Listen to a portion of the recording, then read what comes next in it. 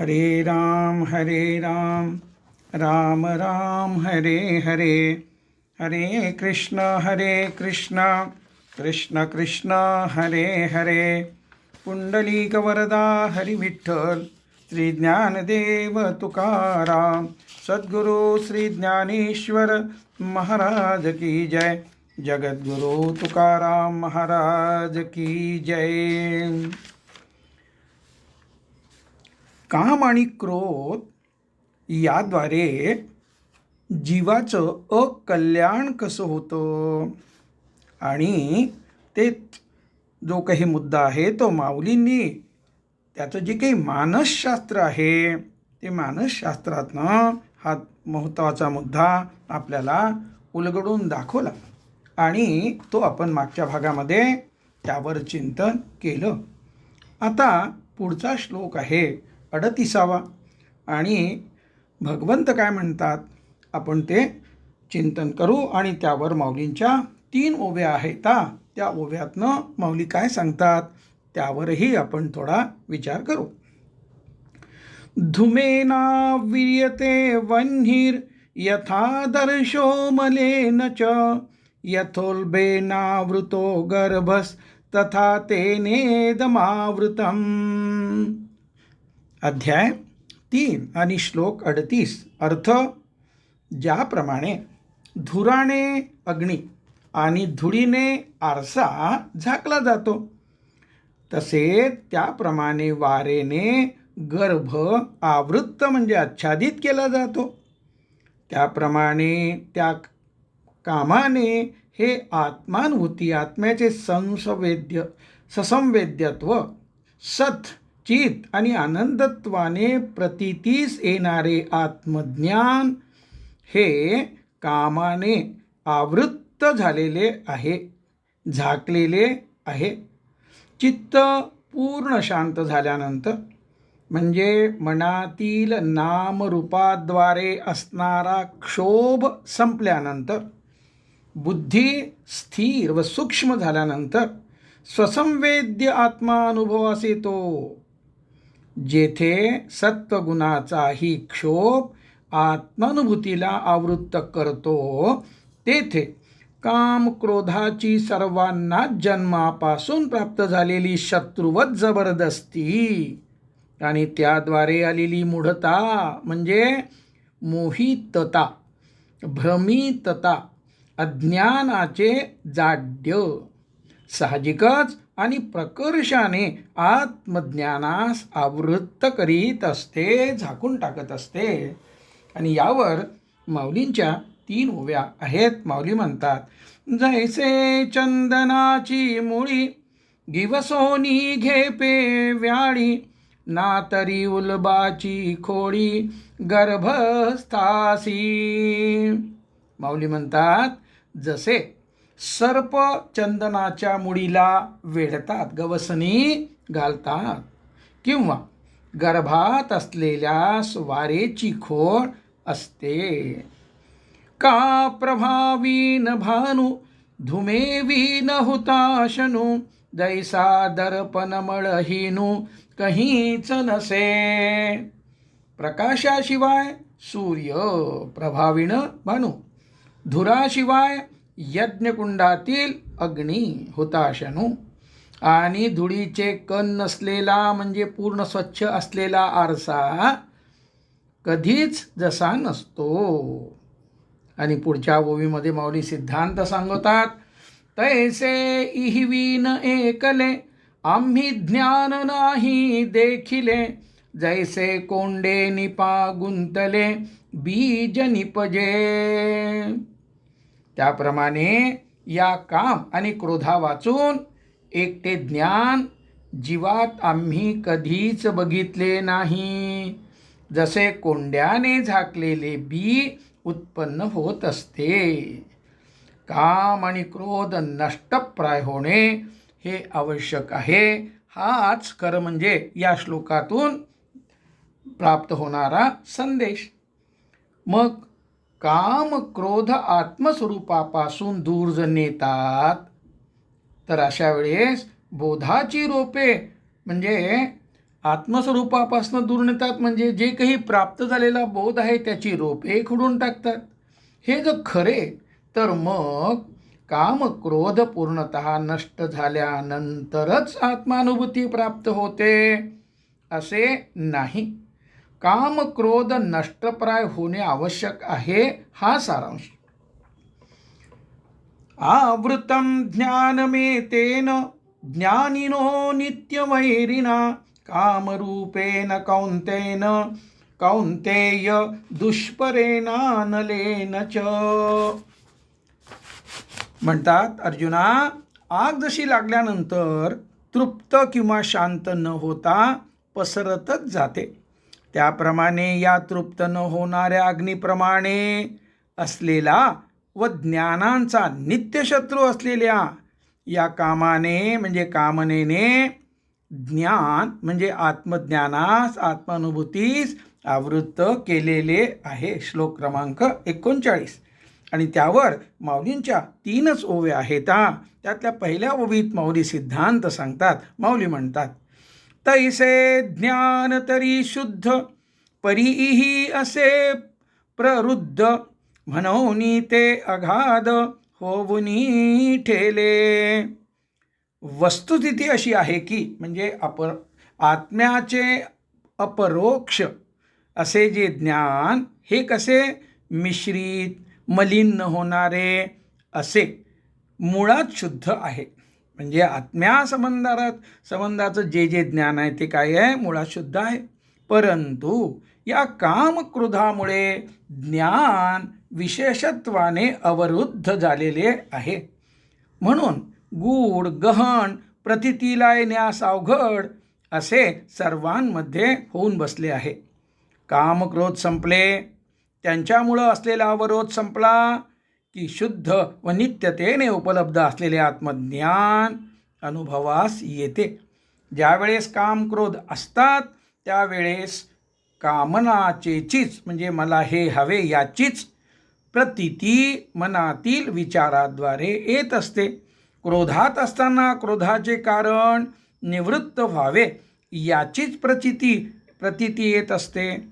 आणि पुढच्या ओवीत माऊली म्हणतात, आधी आते जिनावे मग ते ज्ञान पावावे तव पराभवो न संभवे राग द्वेषा. आधी कामक्रोधांना जिंकावे, कामक्रोधांना संपवावे व नंतर आत्मज्ञान प्राप्त करून घ्यावे असे म्हणाल तर या कामक्रोधाचा पराभव संभवतच नाही.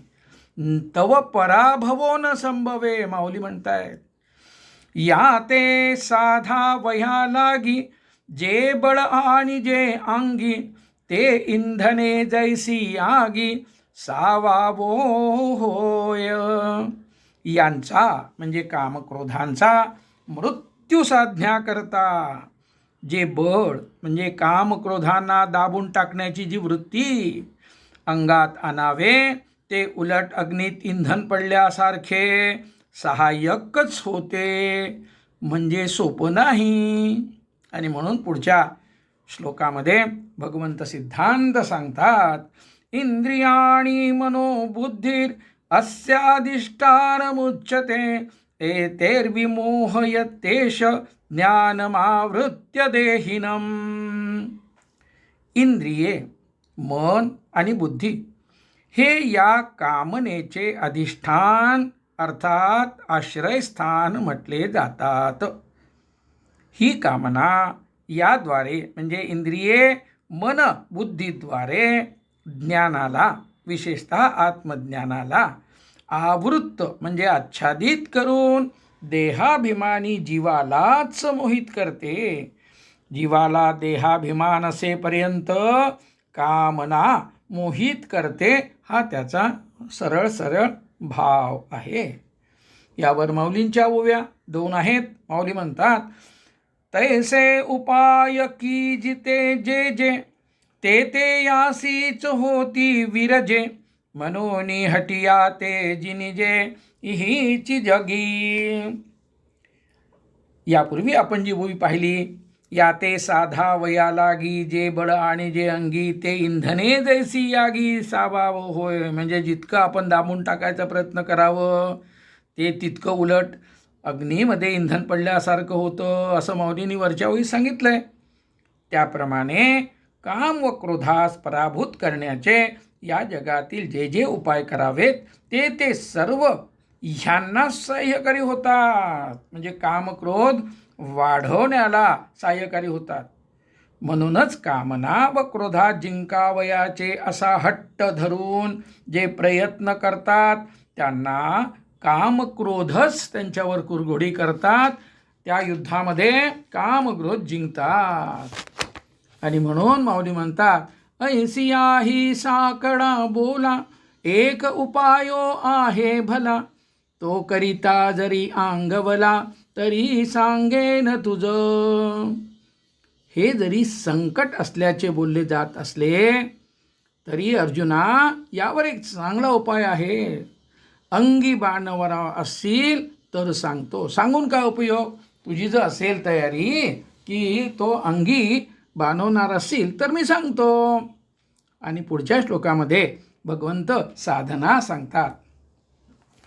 तस्मात् इंद्रियाण्यादो नियम्य भरतर्षभ, पाप्मानं प्रजहिहेनं ज्ञान विज्ञान नाशनम. श्लोक क्रमांक 41. अर्थ.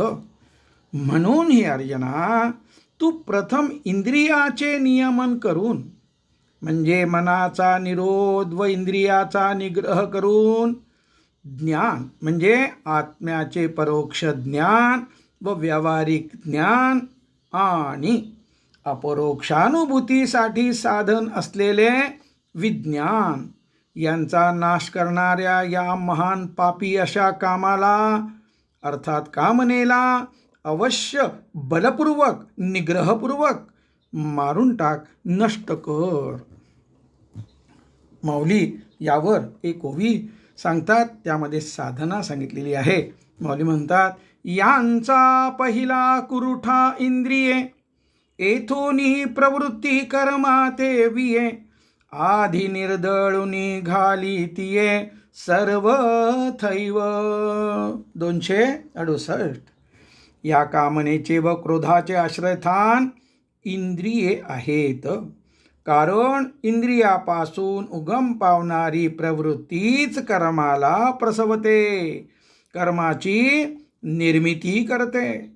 म्हणून तू अगोदर सर्व प्रकारांनी ती इंद्रियेच निर्दळून म्हणजे जिंकून टाक. म्हणजेच कटाक्षाने इंद्रिय निग्रह कर. इंद्रियांना विषयाचा आस्वाद घेण्याची सवय झाली आहे. एक आस्वाद संपला की दुसऱ्या आस्वादाची इच्छा, आणि त्या इच्छेत विघ्न किंवा आक्षेप आला की क्रोध. हे जे चक्र आहे ते थांबवायचे आहे, आणि त्यासाठी इंद्रियांना विषयापासून दूर ठेवावयाचे आहे. ज्यास प्रत्याहार ही संज्ञा पातंजल योगात म्हणजे अष्टांग योगात सांगितली आहे. म्हणजे काय करायचं? इंद्रियांना विषयापासून दूर ठेवायची साधना करायची. त्याला काय म्हणायचं? प्रत्याहार. अष्टांगापैकी प्रत्याहार हे 5वे अंग आहे. आणि अध्याय 6 जे येणार आहेत आणि त्यातली ओवी 57. या ठिकाणी हा तपशील थोडाफार दिलेला आहे. आपण त्यातल्या थोड्या भागाचं चिंतन आता या ओवीच्या संदर्भामध्ये करणार आहोत. ओवी क्रमांक 57. तरी अभ्यासाचे निबळे, प्रत्याहारी निराळे, नखी लागेल ढाळे ढाळे वैराग्याची. जुन्या काळी पर्वतारोहणासाठी किंवा पर्वतावरील शत्रूच्या किल्ल्यात आडमार्गाने प्रवेश करण्यासाठी, जसा कडा चढून जाण्यासाठी घोरपडीची म्हणजे पालीच्या जातीच्या 2-2.5 फूट लांबीच्या प्राण्याची, नाव तिचं घोरपड, मदत घेत. तिच्या कमरेला दोर बांधून तिला उंच फेकल्यावर ती कड्यास तिच्या नखाने घट्ट धरून ठेवत असे. व पकड इतकी मजबूत असे की माणूस लोंबकळला तरी ती स्वतःच्या मृत्यूभयाने कडा सोडीत नसे. आता या ठिकाणी चिंतन काय आहे? मन सतत कुठल्या तरी विचाराच्या म्हणजे आलंबनाच्या आधाराने राहत असते. प्रत्याहार म्हणजे आशा मनाला विषयापासून दूर ठेवणे, आधाररहित ठेवणे. माऊली म्हणतात, परंतु चढण्यास आधार नसणाऱ्या म्हणजे आलंबन नसणाऱ्या अशा प्रत्याहाराच्या अवघड कड्यावर ध्यानाभ्यासाद्वारे आत्मस्वरूपाच्या ठिकाणी चित्त स्थिर करण्याच्या अभ्यासाच्या बळाने आत्मानात्मविवेकापासून निर्माण झालेल्या वैराग्याची नखे असलेली घोरपड चिकटेल व अभ्यासाच्या बळाने हळूहळू तो प्रत्याहाराचा उभा कडा चढून जाता येईल. उभी परत वाचतो म्हणजे हा अर्थ आपल्याला अधिक चांगला कळून येईल. तरी अभ्यासाचे निबळे प्रत्याहारी निराळे नखी लागेल ढाळे ढाळे वैराग्याची. आणि या ठिकाणी या प्रत्याहाराची साधना केल्याशिवाय या विषयी आपल्याला यश मिळणार नाही. यानंतरचा श्लोक आहे 42, ज्यामध्ये सिद्धांत सांगितलेला आहे भगवंतानी. इंद्रियाणि पराण्याहु इंद्रियेभ्यः परं मनः मनसस्तु परा बुद्ध्यो यो बुद्धे परतस्तु सः. इंद्रिये विशेषतः पंचज्ञानेंद्रिये हे स्थूल शरीरापेक्षा विषयापेक्षा पर म्हणजे श्रेष्ठ, सबल, सूक्ष्म, प्रकाशक, व्यापक पलीकडे आहेत. इंद्रियापेक्षा मन हे पर आहे, मनापेक्षा बुद्धी पर आहे आणि जो बुद्धीपेक्षा अत्यंत पर म्हणजे श्रेष्ठ, व्यापक, पलीकडे व साक्षी तो आत्मा आहे. विषय, इंद्रिये, मन, बुद्धी आणि आत्मा. पुन्हा वाचतो. विषय, इंद्रिये, मन, बुद्धी, आत्मा हे उत्तरोत्तर पर म्हणजे पलीकडे अधिक प्रकाशक आहेत. इंद्रिये विषयाला प्रकाशित करतात व शरीरापेक्षा सूक्ष्म आहेत. इंद्रियाच्या मागे मन नसेल, उदाहरणार्थ समोरून व्यक्ती गेली तरी लक्षात येत नाही, पाहिलं पण मन नव्हतं त्यामुळं ते लक्षात राहत नाही किंवा त्या पाहिल्या सुद्धा आठवत नाही. तर विषयाचे ग्रहण जर मन नसेल तर होत नाही. म्हणून मन इंद्रियाच्या पलीकडे. एकच मन सर्व इंद्रियांना व्यापते, म्हणून मन हे इंद्रियापेक्षा व्यापक, सूक्ष्म, पलीकडे व श्रेष्ठ आहे. बुद्धी मनाची व्याकुळता, चंचलता असा भेद जाणते. इंद्रियाची विषय संबंधाने अनुकूलता, प्रतिकूलता जाणते. म्हणून बुद्धी ही मनापेक्षा पर आहे.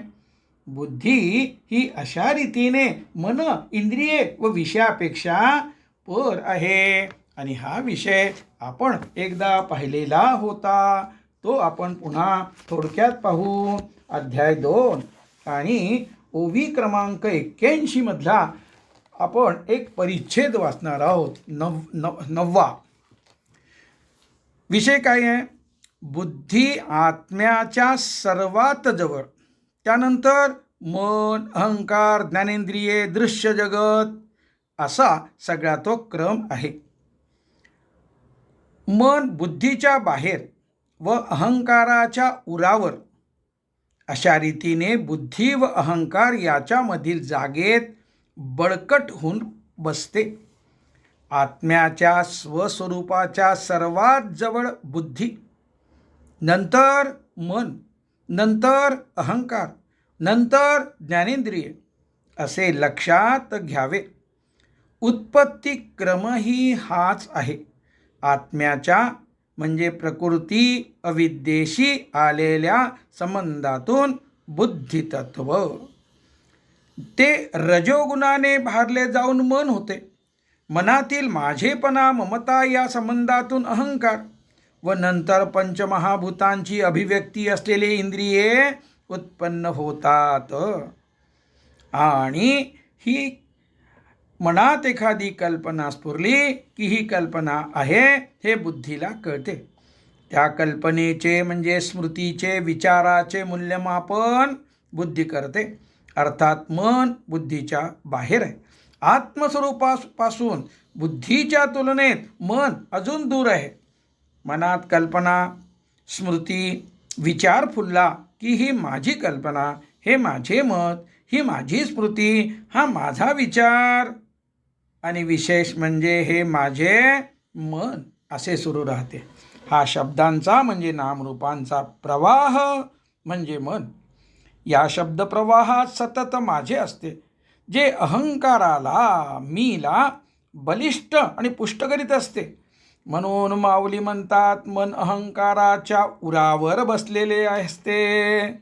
अहंकाराला वाढत राहण्याशिवाय दुसरा पर्यायच हे मन ठेवीत नाही. हा त्याचा भावार्थ.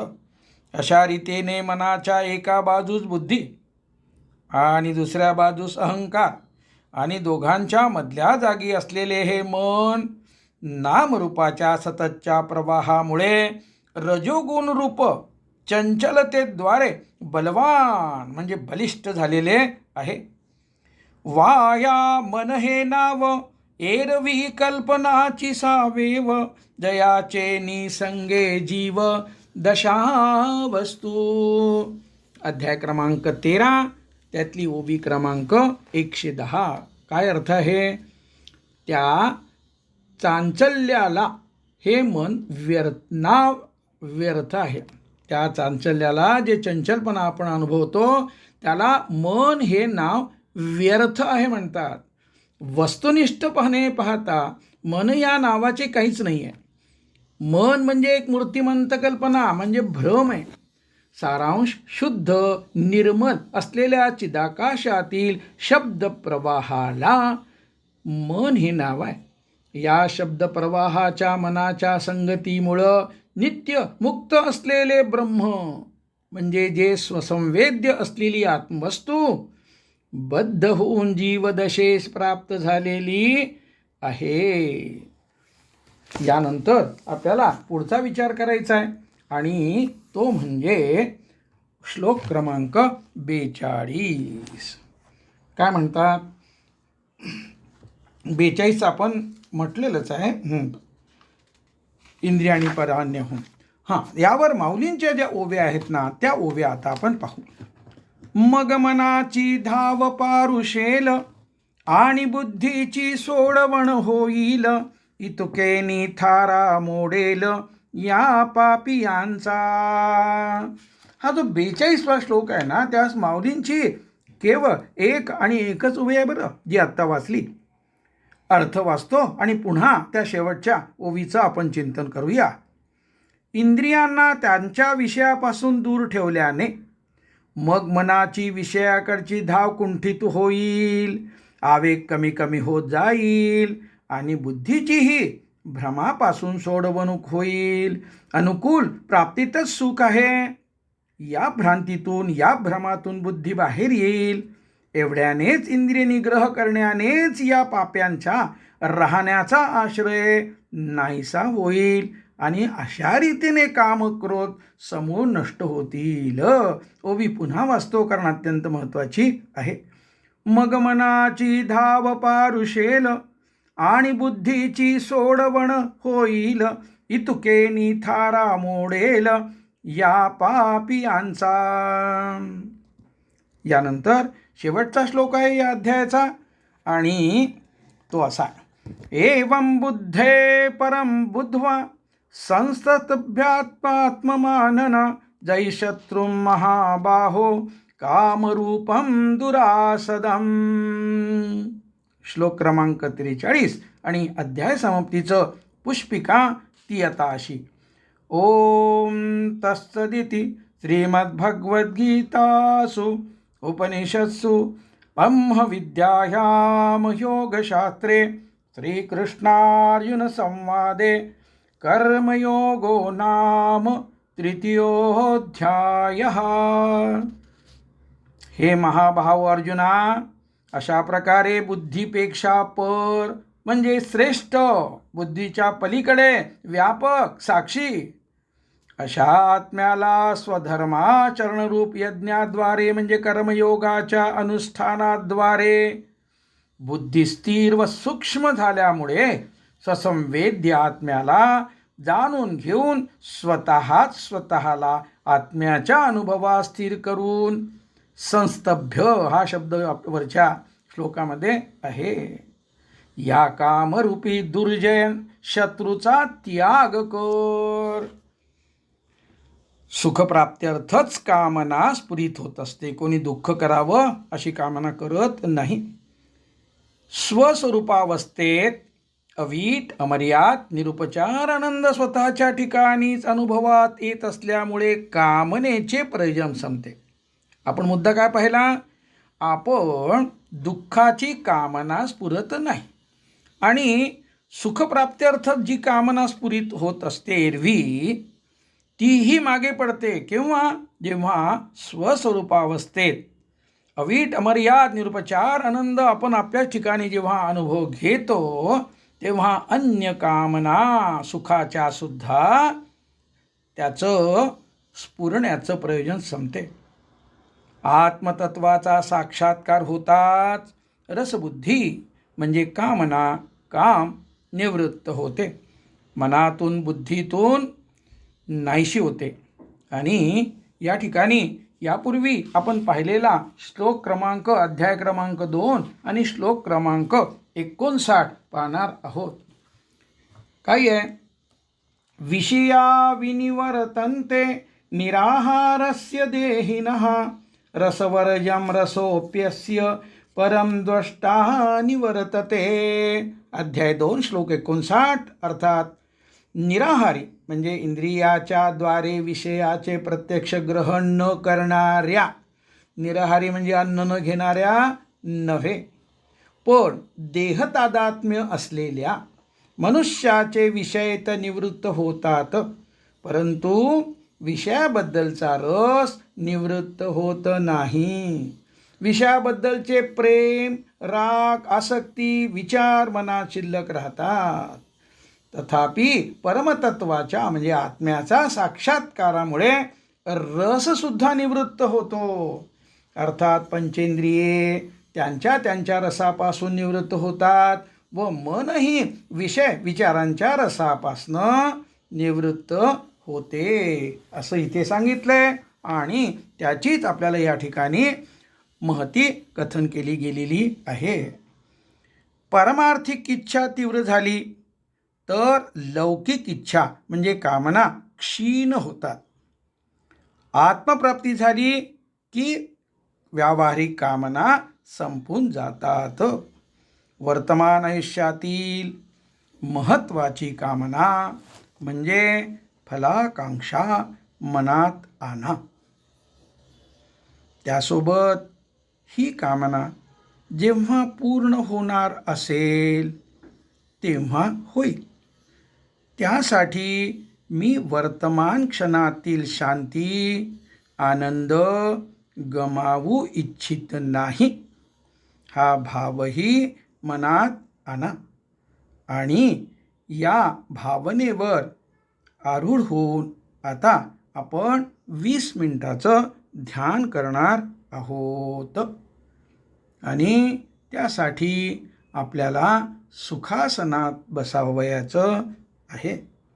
निर्विचार होण्याचा प्रयत्न आणि तो जर जमला नाही तर येणाऱ्या विचाराकडे साक्षी भावाने सजगतेने पाहायचं आहे. कोणत्याही विचाराला नाकारू नका. कोणत्याही विचाराचं चांगलं वाईट म्हणून वर्गीकरण करू नका. मात्र त्याकडे साक्षी भावानं पहा. बघता बघता तो विचार ती वृत्ती विरून जाईल, कारण आपली पूर्ण श्रद्धा माऊलींनी सांगितलेल्या ध्यानाभ्यासावर आहे. आणि म्हणून माऊलींचं आता आपण नाव घेऊया, सिद्धमंत्र त्याचा उच्चार करू आणि आपण ध्यान करूया. माझी माऊली.